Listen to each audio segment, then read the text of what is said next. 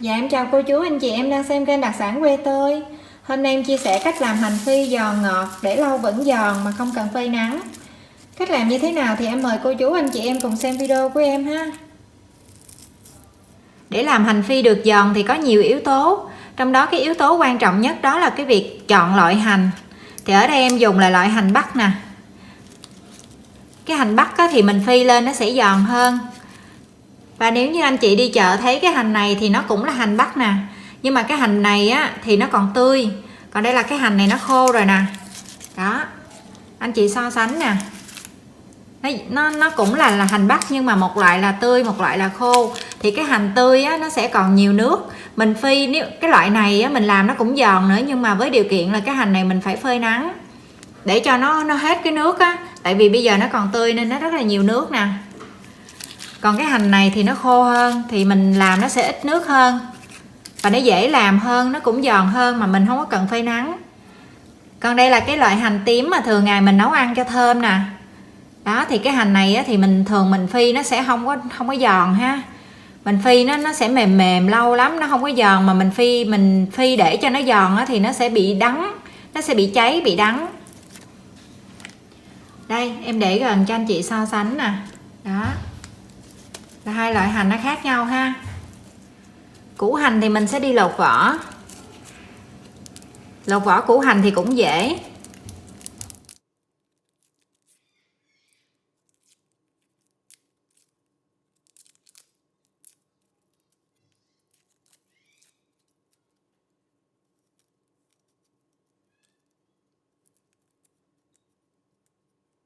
Nhưng mà quan trọng là ở cái đầu này nè, mình đừng có cắt sâu quá ha.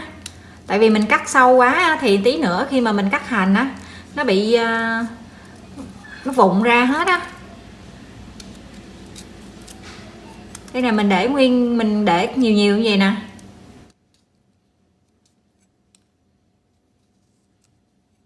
Mình cắt nó cạn cạn như vậy thôi, để lát nữa mình sắc hành xong nó không có bị vụn ha.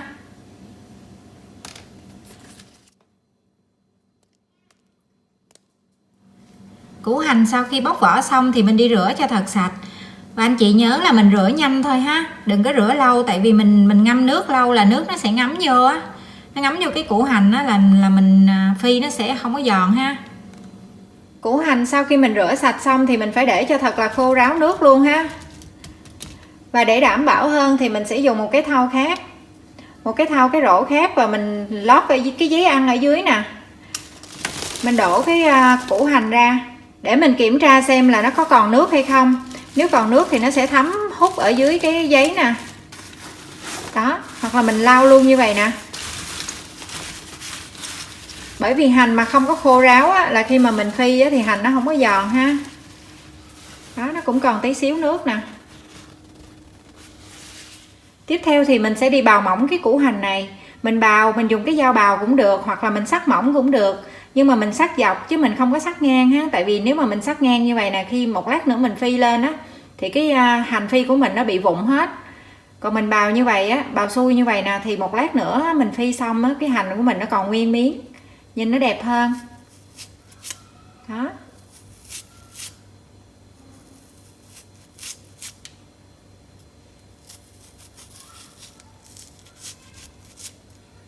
Đây nè. Đó, nó còn nguyên miếng như vậy nè.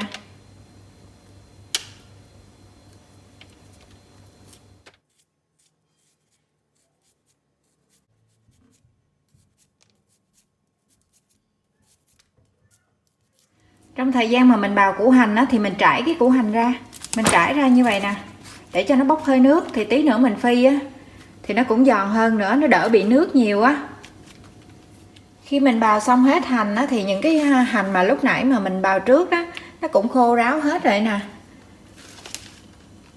Đó, nó rất là khô ha, nó không có còn đọng nước như vậy thì khi mà mình phi nó sẽ giòn, chứ nó không có bị nước nhiều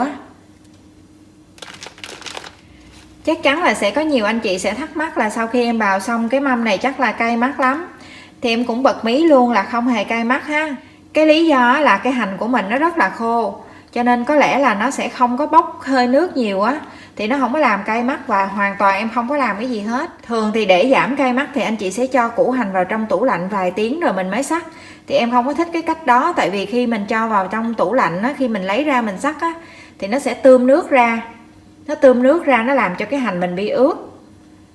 Đó, cho nên là vì cái lý do đó mà em không có thích làm cái cách đó, mà nó cũng không có giảm cay được bao nhiêu hết á. Hôm nay em làm hoàn toàn như thế này thì không có bị cay nè. Tiếp theo mình sẽ cho dầu ăn vào chảo để mình phi hành. Lượng dầu ăn thì mình sẽ canh làm sao để cho nó đủ ngập hết cái lượng hành mà mình đã chuẩn bị ha. Hoặc là mình có thể chia ra làm hai để mình phi. Hoặc là mình có làm nhiều dầu thì cũng không sao, bởi vì cái cách phi của em ngày hôm nay là mình sẽ sử dụng được dầu chứ mình không có bỏ ha. Em sẽ cho vào đây là nửa muỗng cà phê muối nè. Cái cách mà mình cho muối vào trong dầu ăn á, là để khi mình cho hành vào á, nó sẽ giúp cho sôi đều, cái chảo hành nó sẽ sôi đều và nó giải phóng nhanh cái lượng nước của hành, nó không có làm yếu cái hành, nó sẽ giúp cho cái hành mình nó giòn hơn ha. Và nếu như anh chị phi hành để bán thì mình cho vào đây là nửa muỗng canh bột mì đa dụng. Thì cái cách đó sẽ giúp cho cái miếng hành của mình nó dày hơn, nó giòn hơn và để được lâu hơn. Còn nếu như mình làm ở nhà ăn á, thì mình không có cần cho thêm bột mì ha. Bởi vì khi mình cho thêm bột mì vào trong dầu á, thì chảo dầu mình sẽ không có sử dụng lại được nữa. Bây giờ mình sẽ bật bếp lên cho sôi nè. Trước khi mình cho hành vào chảo thì mình sẽ chuẩn bị một cái rổ và một cái vợt để tí nữa mình vớt ra cho nhanh ha. Mình sẽ kiểm tra dầu, mình cho đổ vào, mình thấy dầu sôi lăn tăn lên trên cái đũa nè là được rồi đó. Cho hành vào.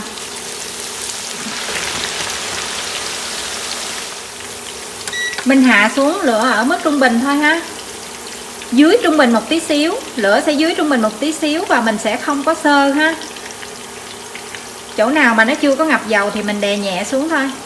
Mình để nguyên như vậy một tí xíu rồi mình mới sơ ha. Lửa phi hành không lớn quá cũng không nhỏ quá, nếu lớn quá thì dễ làm cho hành mình bị cháy. Còn nếu mà nhỏ quá thì hành của mình nó cũng bị mềm, nó không có giòn ha. Khi mình thấy cái hành của mình nó bắt đầu hơi se se như vậy nè thì mình sẽ sơ ha, mình sơ nhẹ thôi. Nếu như anh chị nấu bằng bếp ga thì mình sẽ sơ từ bên ngoài, mình đẩy từ bên ngoài vô vậy nè. Bởi vì khi mà mình dùng bếp ga thì lửa nó sẽ cháy xung quanh, lửa nó sẽ cháy xung quanh cái thành chảo. Còn nếu như anh chị nấu bằng bếp điện á, thì mình hãy để ý cái lòng giữa lòng đáy nè ha.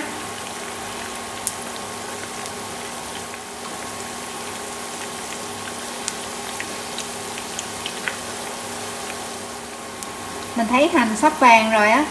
Những cái miếng hành nào mà nó còn trắng á, thì mình đè nó xuống ha, để cho nó vàng đều nè.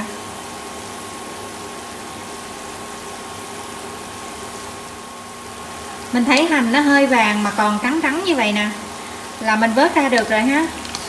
Tại vì tí nữa khi mà mình vớt ra nó vẫn còn vàng thêm nữa đó.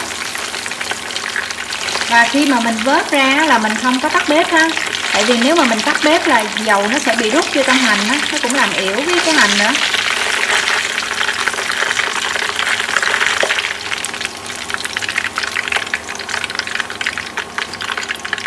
Cái phần dầu cũ nếu như mình muốn phi tiếp thì mình phải vớt cho thật sạch cái hành phi trước đó. Không thôi là mình cho giờ hành mới vô là nó sẽ bị khét ha.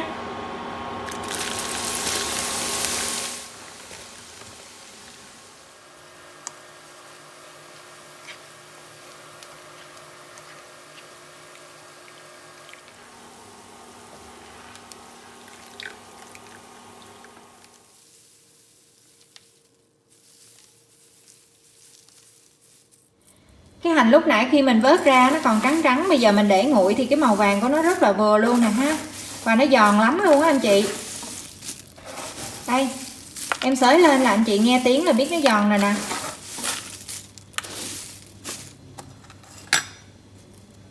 Nè, nhìn cái miếng hành nó còn trắng tươi nè. Đó, thấy chưa, em bẻ là nó gãy nè.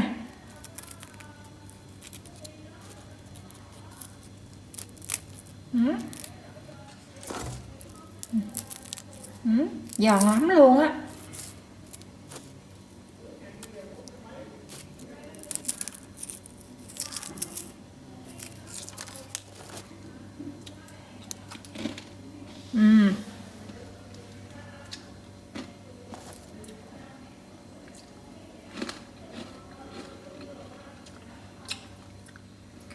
Nó giòn và ngọt chứ nó không có bị đắng ha. Nó giòn giống như mình ăn bánh snack vậy đó. Ngon lắm.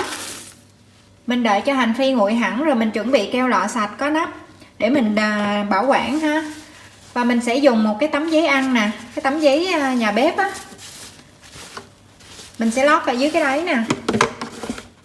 Để khi mình cho hành phi vào á, lâu ngày á, thì nếu như có còn dầu nó sẽ tươm xuống, nó sẽ rút vào trong cái giấy này nè.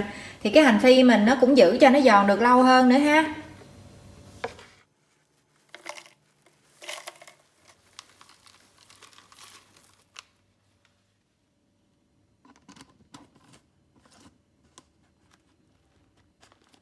Nắp keo thì mình cũng đóng thật chặt lại tránh để gió nó lọt vào làm cho cái hành của mình nó bị mềm ha.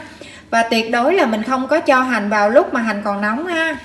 Và như vậy thì mình chỉ cần bảo quản ở bên ngoài là mình có thể để được vài tháng rồi, không có cần để trong tủ lạnh ha. Dạ rồi, em cảm ơn anh chị đã xem video của em. Nếu thích video thì cho em xin một like và một nút đăng ký kênh, và nhớ chia sẻ cho bạn bè người thân mình cùng xem luôn ha. Bây giờ thì xin chào và hẹn gặp lại video tiếp theo.